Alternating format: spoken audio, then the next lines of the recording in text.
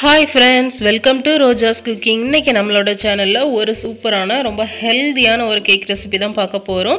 Honey banana cake recipe தான் செய்ய போறோம். நல்ல டேஸ்டியா இருக்கும். இது வந்து ரொம்ப ஸ்வீட் இருக்காது.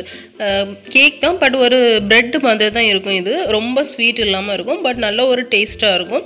ரொம்ப ஹெல்தியான ஒரு கேக் ரெசிபியும் கூட. ரொம்பவே ஈஸியாக செஞ்சு முடிச்சிடலாம். பீட்ரு ஓவன் எதுவுமே இல்லாமல் ரொம்ப ஈஸியாக மிக்சர் ஜார் வச்சு தான் நம்ம செய்ய போகிறோம்.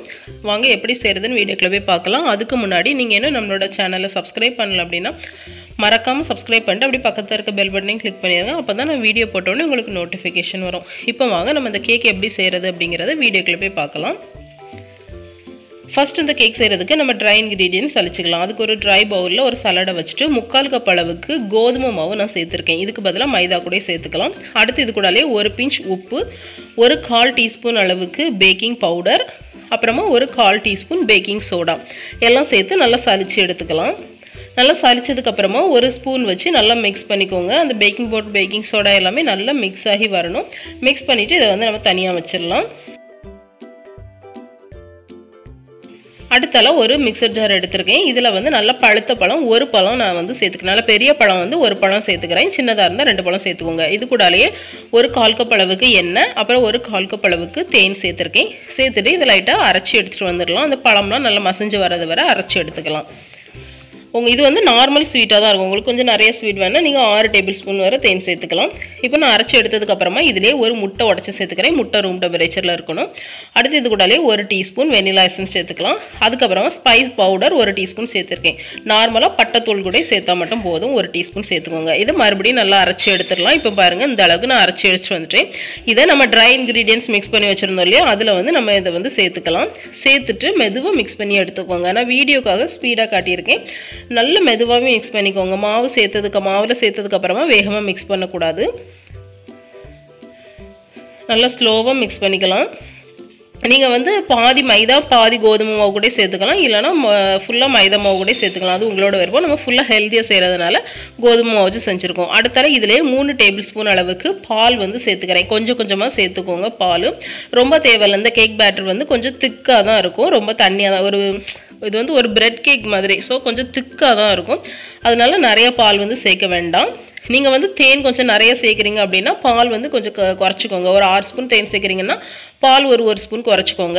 அடுத்தால இதிலே கொஞ்சமாக வறுத்த முந்திரி பருப்பு வந்து நான் சேர்த்துருக்கேன். நீங்கள் வந்து இதுக்கு பதிலாக பாதாம் பிஸ்தா எது வேணாலும் சேர்த்துக்கலாம். அது வந்து உங்களோட விருப்பம். அப்படி இல்லைன்னா இந்த வெள்ளரி விதெல்லாம் இருக்குல்ல, அது கூட நம்ம சேர்த்துக்கலாம்.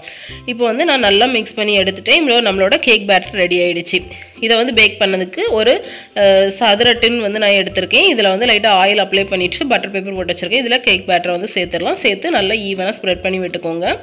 ஸ்ப்ரெட் பண்ணி விட்டுட்டு மேலே வந்து கார்னிஷுக்காக கொஞ்சமாக கேஷ்யூ நட் வந்து சேர்த்துருக்கேன். இதை வந்து குக்கரில் வைக்கிறதா இருந்தால் 10 நிமிஷம் ப்ரீஹீட் பண்ண குக்கரில் வந்து உள்ளே வச்சுட்டு ஒரு 20 நிமிஷம் வச்சுக்கோங்க. அவன்லேயே இருந்தால் 180 டிகிரி சென்டிகிரேடில் 10 நிமிஷம் ப்ரீஹீட் பண்ணிவிட்டு ஒரு 20 to 25 மினிட்ஸ் வந்து பேக் பண்ணி எடுத்துக்கலாம். இப்போ வந்து மேலே டெக்கரேட் பண்ணுறதுக்காகவும் கொஞ்சம் கேஷ்யூ நட் வந்து நான் சேர்த்துருக்கேன். சேர்த்துட்டு நல்லா டேப் பண்ணி விட்டுட்டு இதை வந்து நம்ம பேக் பண்ணி எடுத்துகிட்டு வந்துடலாம். எனக்கு வந்து இது பேக் ஆகி வர்றதுக்கு 25 நிமிஷம் ஆச்சு. இப்போ பாருங்கள், நான் பேக் பண்ணி எடுத்துகிட்டு வந்துட்டேன். வெந்துட்டுன்னு பார்க்குறதுக்கு ஒரு குச்சி டூத் பிக் அப்படி இல்லை ஒரு ஸ்கியூவர் ஏதாவது வச்சு குத்தி பார்த்தீங்கன்னா மாவு ஒட்டக்கூடாது. அப்போ நம்மளுக்கு ரெடி ஆகிட்டுன்னு அர்த்தம். இனி ஆறுனதுக்கப்புறமா நம்ம வந்து வெளியே எடுத்துடலாம். வெளியே எடுக்கிறதுக்கு முன்னால் சைடில் வந்து லைட்டாக ரிமூவ் பண்ணி விட்டுக்கோங்க. ஒரு கத்தி வச்சு ரிமூவ் பண்ணி விட்டுட்டு நம்ம வந்து வெளியே எடுத்துடலாம். பாருங்கள், கொஞ்சம் கூட கரிஞ்சு வரல, நல்லாவே ரெடி ஆகி வந்திருக்கு. நல்ல சாஃப்டாக இருக்கும். ரொம்பவே சூப்பராக இருக்கும். ஒரு கேக்கை விட ஒரு ப்ரெட்டு சாப்பிட்ட மாதிரி தான். ஏன்னா இது வந்து ஒரு கேக் அளவுக்கு ஸ்வீட்டாக இருக்காது. நார்மலாக ஒரு ப்ரெட்டு ஸ்வீட்டு அந்த அளவுக்கு தான் இருக்கும். உங்களுக்கு தேவைன்னா நீங்கள் வந்து ஹனி எக்ஸ்ட்ரா சேர்த்துக்கோங்க. நான் வந்து இந்த அளவுக்கு தான் சேர்த்துருக்கேன். இதுவே சரியாக தான் இருந்துச்சு. இப்போ நம்ம வந்து இதை கட் பண்ணிடலாம். நல்ல டேஸ்ட்டாக இருக்கும். ரொம்ப ஹெல்த்தியான ஒரு ரெசிபி கூட. கிட்ஸ்க்கு கொடுக்குறதுக்கு, குழந்தைங்களுக்கு கொடுக்குறதுக்கு வந்து ஒரு நல்ல டேஸ்டியான ஒரு ஹெல்த்தியான ரெசிபி. கண்டிப்பாக எல்லோரும் ட்ரை பண்ணி பாருங்கள். ட்ரை பண்ணி பார்த்தீங்க அப்படின்னா எப்படி இருந்துன்னு எனக்கு கமெண்ட்ல சொல்லுங்க. இந்த வீடியோ உங்களுக்கு பிடிச்சிருக்கும் நம்புறேன். பிடிச்சிருந்தனா லைக் பண்ணுங்க, ஷேர் பண்ணுங்க, சப்ஸ்கிரைப் பண்ணுங்க. இன்னொரு இன்ட்ரெஸ்டிங்கான ரெசிபியோட உங்களை மீட் பண்றேன். பாய்.